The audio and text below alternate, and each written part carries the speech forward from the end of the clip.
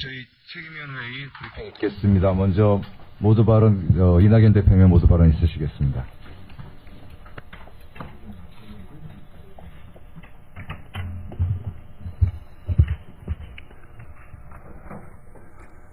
주당 노동시간을 52시간으로 제한하는 근로기준법이 합헌이라는 결정이 나왔습니다.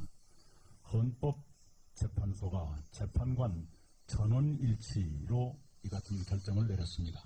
주 52시간 노동시간 상한제가 계약의 자유와 직업선택의 자유를 해친다는 헌법 소원에 대해서 헌재가 내린 결론입니다. 헌법재판소는 계약의 자유보다 장시간 노동 문제를 해결하는 것이 더 중요하다고 보았습니다. 헌재는 한국의 장시간 노동 문제는 세계적으로 심각한 수준이라고 지적했습니다. 또한 주 52시간 제한이 근로자에게 휴식시간을 보장함으로써 근로자의 건강과 안전을 보호하기 위한 법률이라고 명시했습니다. 장시간 노동은 노사 자율에 맡겨서는 해결할 수 없다는 것이 헌재의 판단인 것입니다. 그렇습니다. 우리의 노동시간은 아직도 깁니다. 2022년 기준 연간 1901시간입니다. OECD 회원국 중 중남미 국가를 제외하고는 세계 최장 노동시간을 우리가 가지고 있습니다. 일과 생활의 균형을 뜻하는 워라밸 수준은 한국이 OECD 국가들 가운데 꼴찌입니다. 그런데도 윤석열 정부는 안 그래도 긴 노동시간을 더 늘리려는 시도를 계속해왔습니다. 윤석열 대통령은 대선 후보 시절에 일주일에 120시간 바짝 일하고 라며 노동시간 연장을 진두지휘하다시피 했습니다. 작년에는 주당 노동시간을 69시간으로 늘리는 근로시간 제도 개편 방안을 내놓기도 했습니다.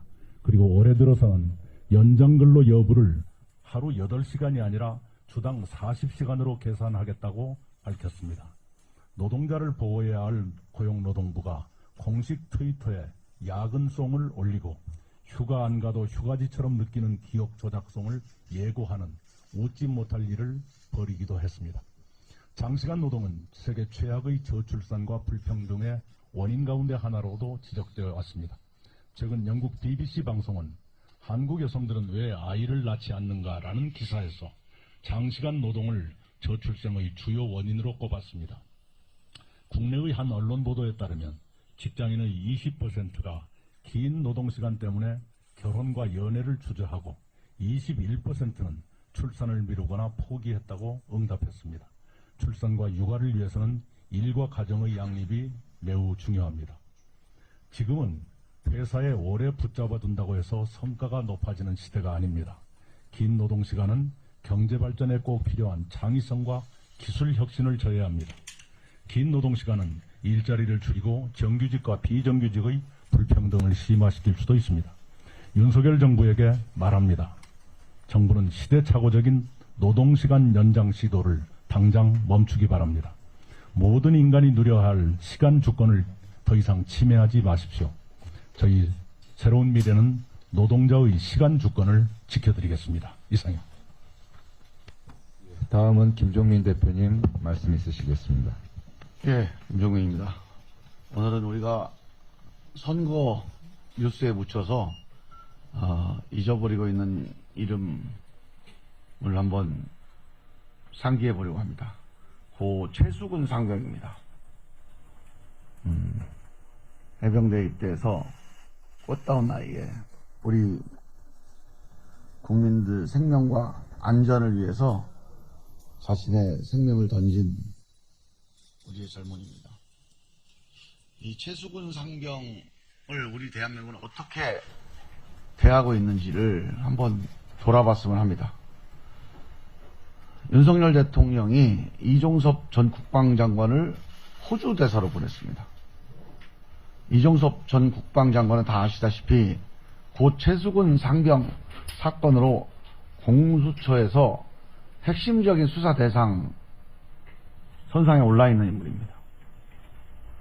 차후에 수사 외압 의혹이 사실로 드러나면 이 호주 대사 임명은 거의 범인 도피죄에 해당되는 중대범죄 행위입니다. 이 정도가 아니고 정말 심각한 거는 국민의힘이 최상병 사건 관련자를 지역구에 공천까지 합니다. 이번에 단수 공천된 신범철 국방차관, 임종득 전 안보실 2차장. 이 사람들은 최상병 사건의 핵심 관계자들입니다. 만약 이들이 선거에 당선되면 22대 국회는 최수근 상병의 주국 위에 서 있는 국회가 됩니다. 이건 방탄국회 정도가 아닙니다. 이 윤석열 대통령과 한동훈 비대위원장이 아무리 공존이고 공생관계가 하더라도 이 범인 도피, 공수처 수사방해, 그리고 이 최수근 상병의 죽음에 대한 모욕, 이거를 같이 앞장서서 손잡고 협력하고 있다는 게 이 반 최수근 카르텔에 앞장서고 있다는 게 정말 한심합니다. 반성은 고개를 숙이는 각도가 아닙니다. 고개 아무리 90도 숙여봐야 마음이 기울지 않고 숙여지지 않으면 의미가 없습니다. 반성은 마음이 기우는 각도다, 이런 말이 있습니다. 이 20대 청년의 억울한 죽음 앞에서 이 어른들의 행태가 너무 부끄럽습니다. 기성세대 모든 사람들이 이런 행태를 막지 못하면 정말 고개를 들 수가 없을 것입니다. 이 청년의 죽음을 묻고 덮어버리고 각각 사회적 출세와 선거 승리, 당리 당략, 이 한 젊은이의 죽음은 안중에도 없는 이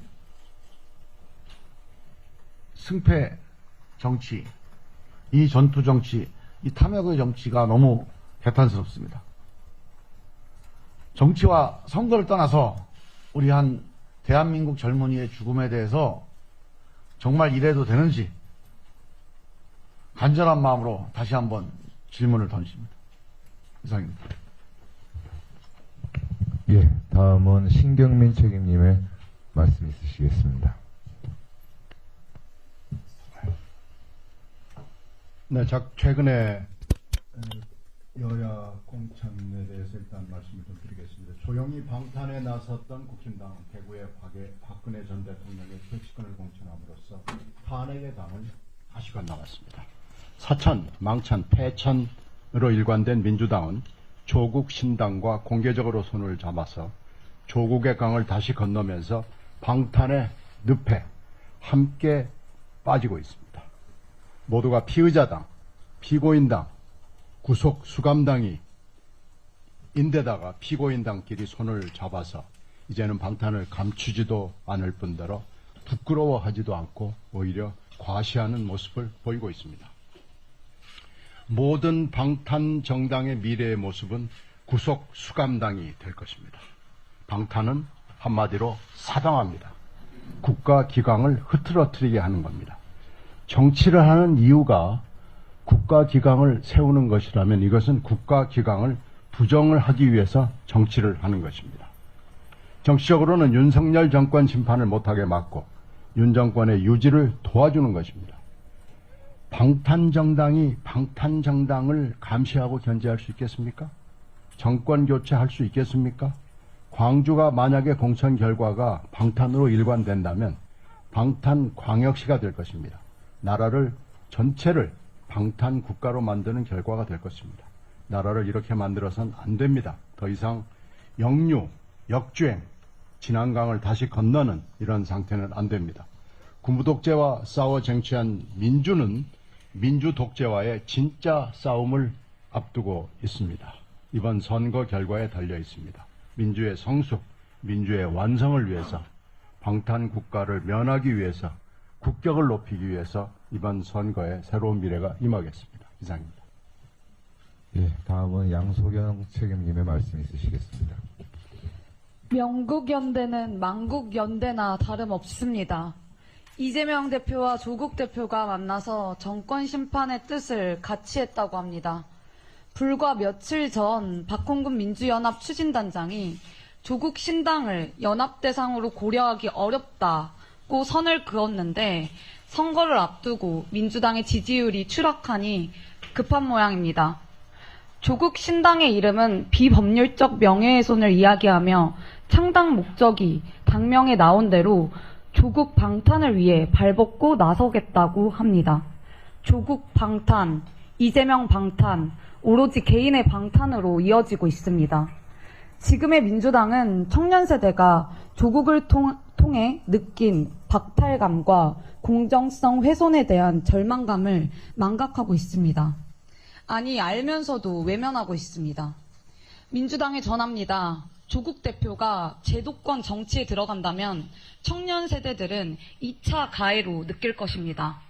이런 상황에서 두 사람이 만나 의기투합한 건 이재명, 조국 대표만의 이득입니다. 이재명 대표는 비례연합정당이 지지율이 떨어져도 조국 혁신당은 우리 편이니 괜찮다고 정신승리할 수 있습니다. 조국 대표는 이재명 대표가 그리 인정해주면 땡큐입니다. 너무 한가합니다. 윤석열 정부의 통치를 저지하려면 200석이 필요합니다. 윤석열 정부의 폭정이라도 저지하려면 150석이 필요합니다. 최근 여론조사를 보면 이재명과 조국 연대, 명국 연대로는 우리에게 필요한 그런 선을 넘어가기 어렵다라는 전망이 나옵니다.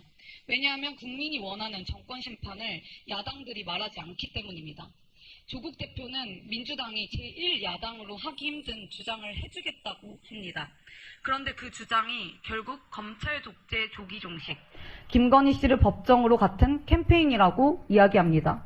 물론 그런 주장들이 필요할 수 있습니다. 그런데 윤석열 정부의 문제가 그것밖에 없습니까? 정권이 불경기 때 필요한 인위적인 경기 부양도 안 해서 피부로 느끼는 민생 경제가 어렵습니다. 국가의 미래 먹거리를 위해 필요한 R&D 삭감 예산도 삭감했습니다. 일단 지지해준 부유층들에게 감사해주고 그 세수 메꾸기 위해 그런 짓들을 한 것입니다. 서민의 몫을 빼서 부자에게 챙겨주고 미래 대비의 예산을 빼서 현재를 탕진하고 있습니다. 가계에 비유하면 아이의 학원비를 줄여서 아버지 술값에 쓰는 거나 다름없습니다. 그러면서 홍범도 장군과 같은 모두가 존경하는 독립운동가의 흉상과 다투고 있습니다. 최수근 상병처럼 해병대에서 무리한 명령으로 순직한 이를 수사하는 박정훈 대령 같은 이를 탄압하고 있습니다. 우리 서민들과 특히 청년들이 피부로 느끼는 이런 문제들에 싸워야 진정한 정권 심판을 할 수 있습니다. 이재명 대표와 조국 대표는 검찰의 수사를 받는 이들이라는 공통점을 있습니다. 검찰의 수사를 받는 이들이 검찰 비판을 하는 연대를 하면 서민들이 또 청년들이 그 모습을 어떻게 보겠습니까? 청년들이 보기에 명국 연대는 검찰 수사 회피 연대가 될 뿐입니다. 그런 연대가 어떻게 정권을 심판하고 청년들에게 희망을 줄 수 있겠습니까? 새로운 미래는 방탄이 아닌 오로지 민생과 정권 심판을 위해 뛰겠습니다. 예, 마지막으로 김영선 책임님 말씀 있겠습니다. 네, 저는 정책 얘기하겠습니다. 작년 4분기 합계 출산율이 역대 최저인 0.6명대까지 떨어지면서 인구 쇼크가 이어지고 있습니다. 통계청이 지난 28일 발표한 자료를 보면 지난해 출생아 수는 1년 전보다 1만 9,200명 감소한 23만 명입니다. 올해 출생아 수도 지난해보다 조금 더 줄어들 것으로 보이며 올해 합계 출산율은 0.68명에 수렴할 것으로 예상합니다. 러시아와 전쟁 중인 우크라이나의 지난해 출산율이 0.7명이라고 합니다.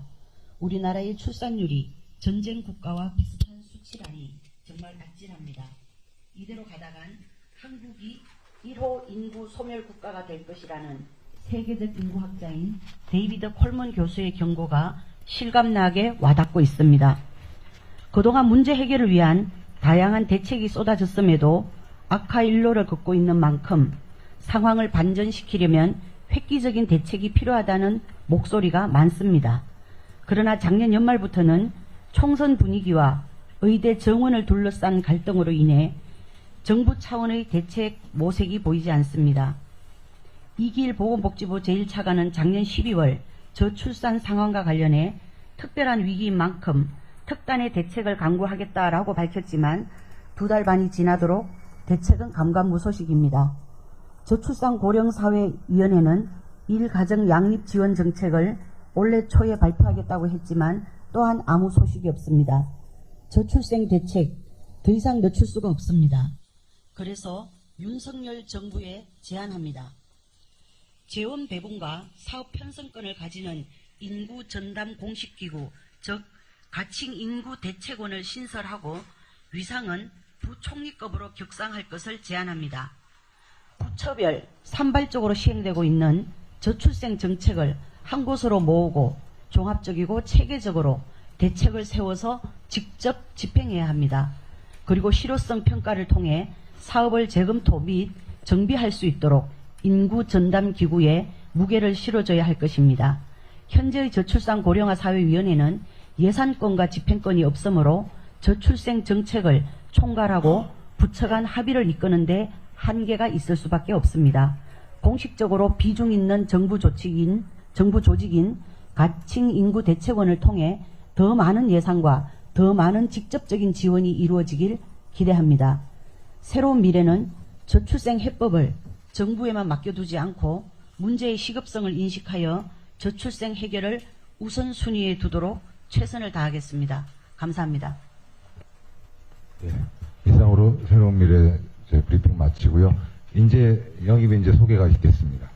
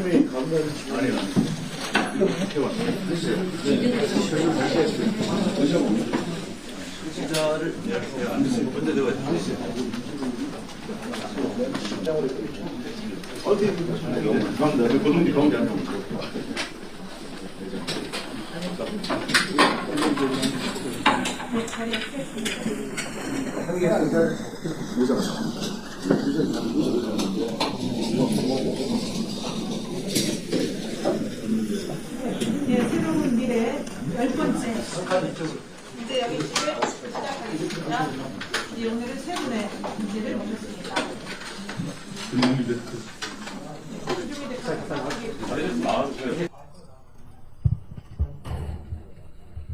네, 오늘은 귀한 분들 세 분 소개해 드립니다.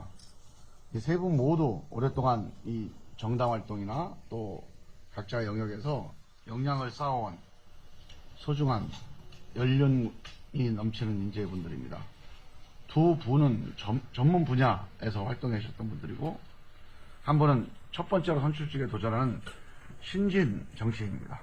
많은 고민과 정치적 결단이 필요했을 텐데도 어려운 시기에 우리 새로운 미래를 선택하고 함께 길을 걷게 된 세 분 동지에게 고마운 마음과 함께 환영의 박수를 보내드립니다. 먼저 첫 번째 영입 인재는 장애인 복지 분야 고관철 성동 느티나무 장애인 자립센터장이십니다. 장애인이 차별받는 나라는 결코 선진국이라 할 수 없다. 또 우리는 사회의 성숙도를 판단하는 중요한 기준 중에 하나로 장애인을 대하는 태도를 꼽습니다. 새로운 미래는 장애인이 차별과 불편을 겪지 않는 사회를 만들기 위해 구체적이고 현실적인 정책들을 마련해 나갈 것이고, 우리 장애인은 배려 대상이 아니라 동행의 대상임을 잊지 않겠습니다. 우리 중증 지체장애인인 우리 고센터장님은 자신의 문제를 해결하기 위해서 사회복지를 공부하고 사회활동을 하면서 차별받는 장애 현실에 눈을 뜨면서 장애인 자립활동에 전념해온 인재입니다. 장애인 활동 지원제도, 자립생활센터 설립 등 다양한 장애인 인권과 복지에 헌신하고 있는 장애인 복지 전문가이자 사회운동가입니다. 특히 고관철 소장님은 더불어민주당 전국장애인위원회 부위원장을 지냈으며 많은 장애인당과 함께 민주당을 탈당하고 새로운 미래로 합류한 분입니다. 두 번째 영입인재 소개드립니다. 지식산업 분야 영입인재입니다. 대전 YMCA의 김찬훈 이사장입니다. 김 이사장님은 이번 총선에서 대전 유성구 을에 출마해서 다른 당 후보들과 경쟁을 벌일 예정입니다. 과학경제 전문 기업인 김찬훈 이사장은 서울대 외교학과 재학 중이던 군사독재정권 시절에 학생운동으로 3차례 투옥됐을 정도로 민주주의를 향한 강한 신념을 가진 분입니다. 청년의 소임을 다한 후에 ITC 전문 기업인으로 변모해서 27년간 산업 현장에서 고용 창출과 경제 발전에 공헌했고, 이후엔 일본 도쿄대에서 한반도 통일과 한일 관계 연구로 국제 관계학 박사학위를 취득하는 등 실물 경제뿐만 아니라 외교적 정책 비전까지 갖춘 인물입니다. 우리 지식재산 전문 ICT 기업인인 이 김 이사장님은 민주화 운동을 했던 순수한 열정과 27년간의 기업 경영 노하우를 새로운 미래의 진일보한 정책으로 풀어내고, 이를 통해서 대한민국 과학기술 경제에 더 큰 도약을 이루겠다는 포부를 밝히고 있습니다. 또 한 번 소개해드릴 소중한 신진 정치인입니다. 이번에 대전 서구갑 지역에 출마할 안필령 후보입니다. 안필령 예비후보는 신인이지만 정치 베테랑이자 훈련된 정치인입니다. 국회에서 보좌관으로, 대전시 비서실장으로 중앙정치와 지방행정을 두루 경험한 인물입니다. 국회의원 보좌관 시절 이명박 전 대통령 BBK 주가 조작 사건, 효성그룹 비자금 사건 등 권력형 비리 사건 조사의 도화선을 만들었던 주역입니다. 금산분리법, 자본시장 통합법 등 여러 법안 발의를 준비하면서 경제민주화와 관련된 아젠다를 발굴하고 입법해왔던 주역입니다. 대전시장 비서실장 시절에는 대전의 해묵은 현안을 조율하는 등 미래를 설계하는 인재로 평가받아왔습니다. 대전 서구갑 지역에 일찍이 자리 잡고 많은 시민들을 만나온 안필령 예비후보에게 민주당은 경선 기회조차 주지 않았습니다. 그러나 새로운 미래는 실력 있는 신진 정치인 안필령과 함께 대한민국과 대전의 새로운 정치를 펼쳐 나갈 생각입니다. 이상입니다. 그러면 세 분의 인사 말씀을 듣겠습니다. 먼저 고관철 동지, 두 번째 김찬훈 동지, 세 번째 안필령 동지 순서로 하겠습니다. 네, 안녕하십니까. 예, 고관철입니다.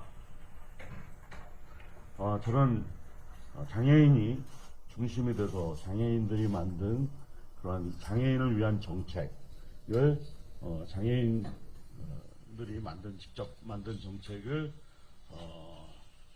우선적으로 생각을 하고, 그러한 정책을 정당이 받아 안을 수 있도록 해야 한다고 생각합니다. 그래서 다른 당보다는 저희 새로운 미래 당에서는 다른 어느 당보다 못지않은 더 나은 장애인들이 직접 만든 정책을 장애인 정책으로 우선 받아 안고, 장애인들을 위한 그러한 정당이 올바른 정당으로 설 거라고 생각을 해서 입당을 하게 되었습니다. 다른 어느 정당보다 못지않은 그러한 장애인 정책을 바탕으로 직접 참여하고, 그리고 장애인들을 전국적으로 조직화해서 저희 새로운 미래당이 목표하는 전국적인 지지를 획득하는데 장애인들을 조직화해서 장애인위원회를 만들고, 장애인위원회를 탄탄히 세워서 그러한 목적하는 바의 지지도를 얻을 수 있도록 최선을 다해서 노력하겠습니다. 그리고 장애인들이 직접 정치에 참여할 수 있는 장애인 정치 세력화를 위해서 저희 새로운 미래에 저희 수많은 장애인 전국에 있는 400만 장애인들이 그 지지를 얻을 수 있도록 최선을 다해서 노력하겠습니다. 감사합니다.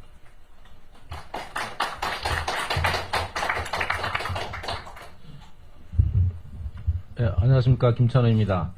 예, 방금 김종민 대표의 소개와 같이 저는 지금 기업인입니다. 그리고 이번에 새로운 미래 인재로 영입되면서 대전 유성을의 새로운 미래로 출마할 계획입니다. 유성을은 이번에 반드시 제3의 선택을 할 것입니다. 그 3의 선택만이 대한민국과 유성을 구하는 길이기 때문입니다. 말씀드렸듯이 저는 20여 년 동안 학생운동과 민주화운동을 해온 열정으로 민주주의 사회를 회복했었고 바로잡았고, 그 다음에 민주화가 된 세상에서는 벤처기업을 창립해서 벤처혁명을 이끌고 이 나라 경제를 위해서 헌신해 왔습니다. 그 기간이 27년 동안이고, 그 와중에 도쿄대학에 유학해서 한반도의 통일과 대한민국이 국제정치 무대에서 강국으로 성장하기 위해서 무엇을 해야 할 것인지를 연구하면서 국제정치 전문가가 되었습니다. 그리고 지금 현재는 대전 YMCA 등 시민사회에서 인권과 평화, 통일, 그 다음에 환경운동을 하고 있습니다.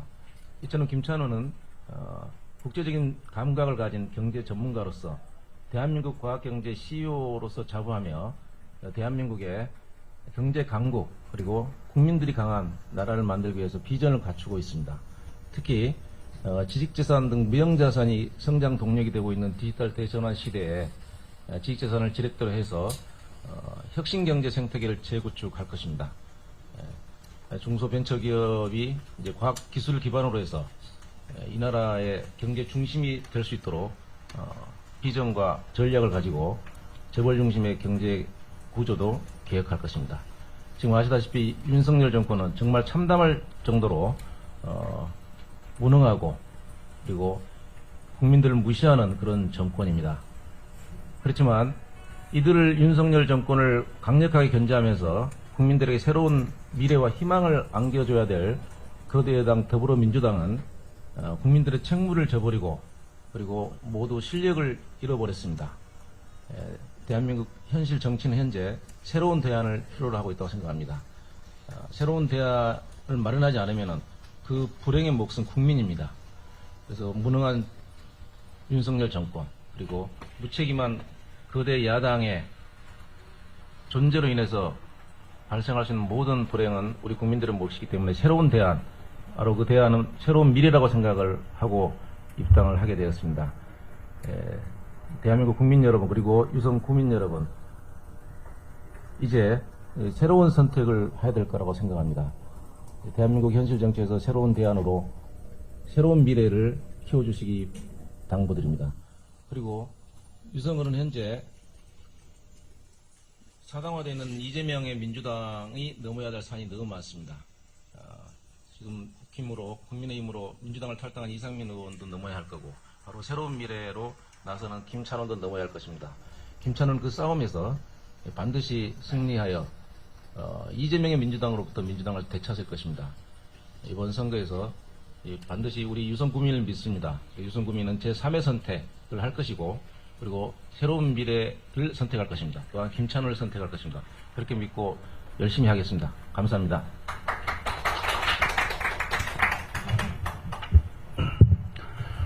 네, 안필룡입니다. 국민들은 윤석열 정부에 분노하고 있습니다.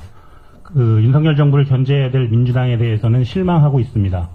새로운 미래가 국민들에게 희망이 될 수 있다고 생각합니다. 저는 민주당 공천이 잘못됐다는 상징입니다. 저는 열심히 새벽부터 밤늦게까지 뛰었지만 민주당의 기득권 정치인들은 저에게 기회를 빼앗아갔습니다. 새로운 미래에서 새로운 희망을 만들도록 하겠습니다. 감사합니다. 네, 기자 여러분의 질문을 받겠습니다. 먼저 영입인재 세 분에 관한 질문을 해주시고요. 그 다음에 저희들에 대한 질문 받겠습니다.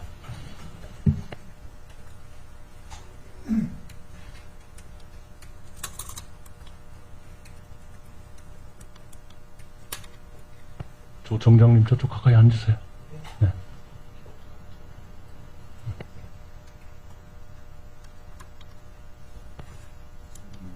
설명이 너무 완벽하면 네, 질문이 나올 여지가 없어요. 네네. 대전 대덕구 국회의원 박용순입니다. 새로운 미래 책임위원으로 지금 일하고 있습니다. 저희 대전 쪽에서 정말 인품이 훌륭하고 또 유능하며 또 정책 역량과 정무적 감각을 다 갖추신 두 분이 국회의원 예비후보로 함께 합류하게 돼서 너무나 큰 힘이 되고 또 두 분을 진심으로 환영합니다.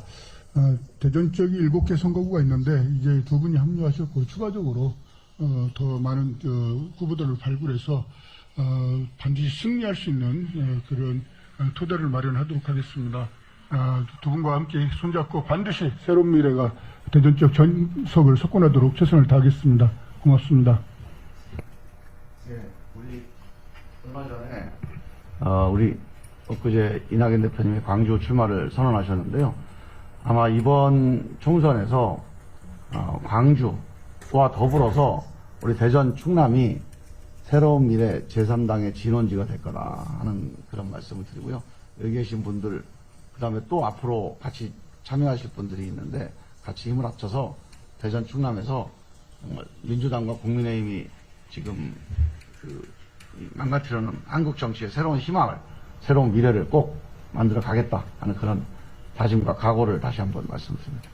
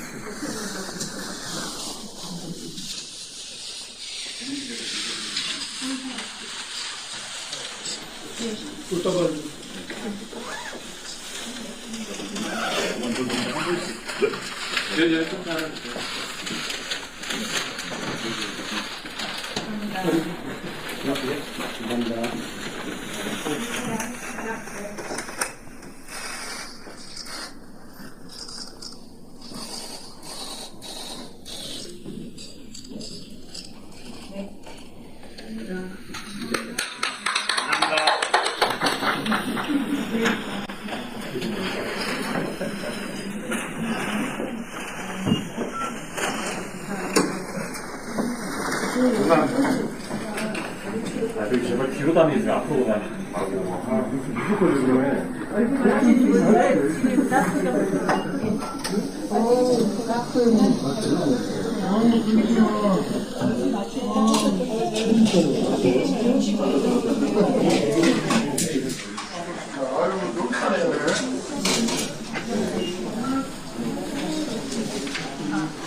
현황 관련해서 질의응답 시간을 갖도록 하겠습니다. 질문 있으신 분 기자님께서는 소속사 성함을 말씀해 주세요.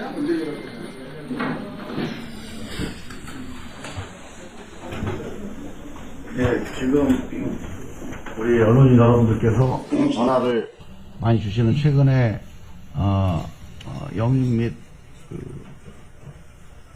통합 협력 관련된 상황에 대해서는 뭐 어제 오늘 얘기를 진행하고 한 내일쯤에서 종합 정리돼서 한번 말씀을 드릴 기회가 있을 것 같습니다. 그래서 그때까지만 조금 기다려 주시고요. 정리되는 대로 바로 말씀을 드리겠습니다.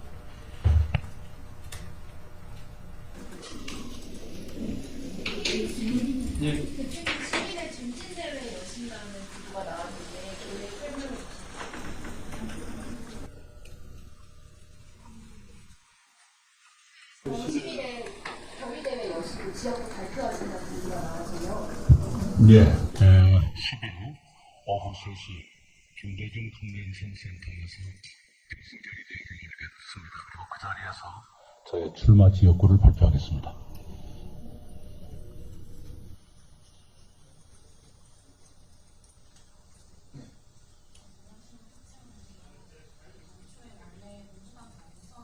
하고 나서 발표하신다고 했는데 사실 서부갑이 12일에 끝나잖아요. 10일에 발표하시는 이유는 네. 마냥 늦출 수는 없고요. 끝나고 난 뒤에 하겠다라고 제가 말한 적은 없고요. 민주당 경선에 저의 지역 선택이 영향을 안 주기 바란다. 이렇게 얘기한 것이 전부입니다.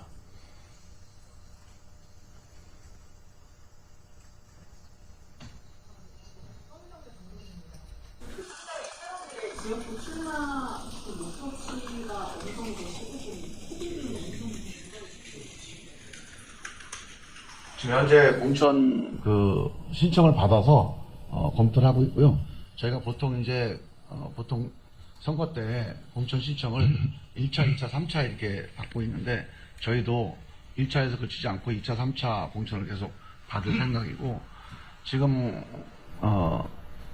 내일 모레 앞으로 이제 이번 주 안에 추가 합류되는 의원들이나 합류되는 정치인들과 함께 또 전체적인 공천 상황들을 또 확대해 나갈 예정입니다. 그래서 아직 저희가 지역구를 몇 명 정도 출마를 할 거다 이렇게 말씀드리기 좀 어려울 것 같고 가능한 한 많은 분들이 출마할 수 있도록 최선을 다해서 준비를 하고 있습니다.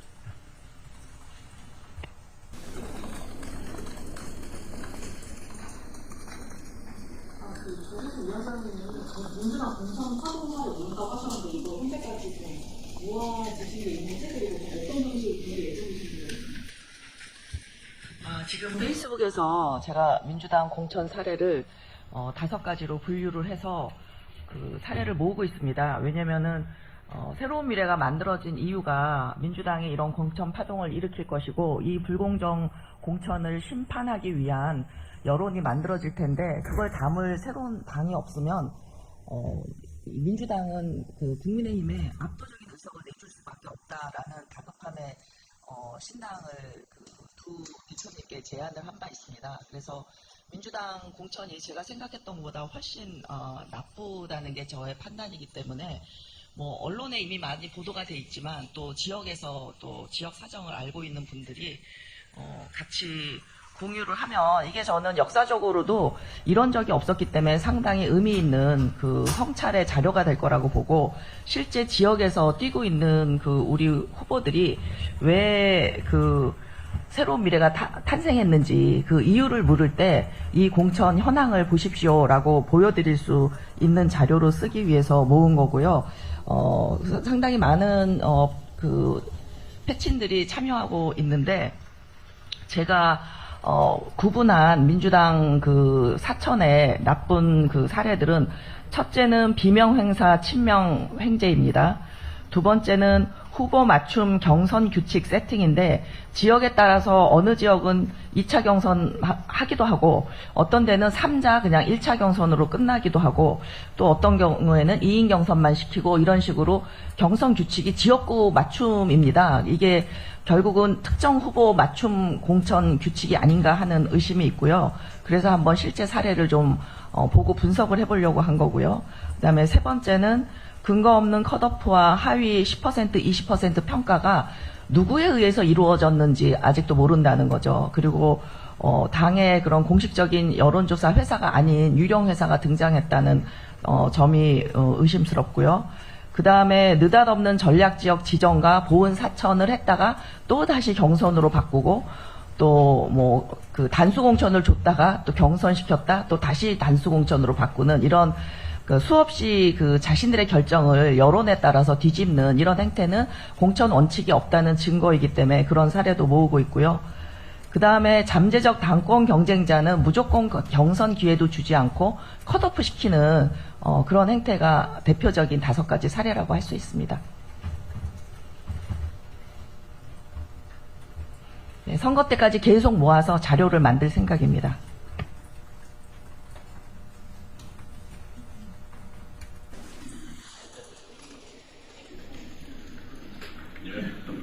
마무리하시죠.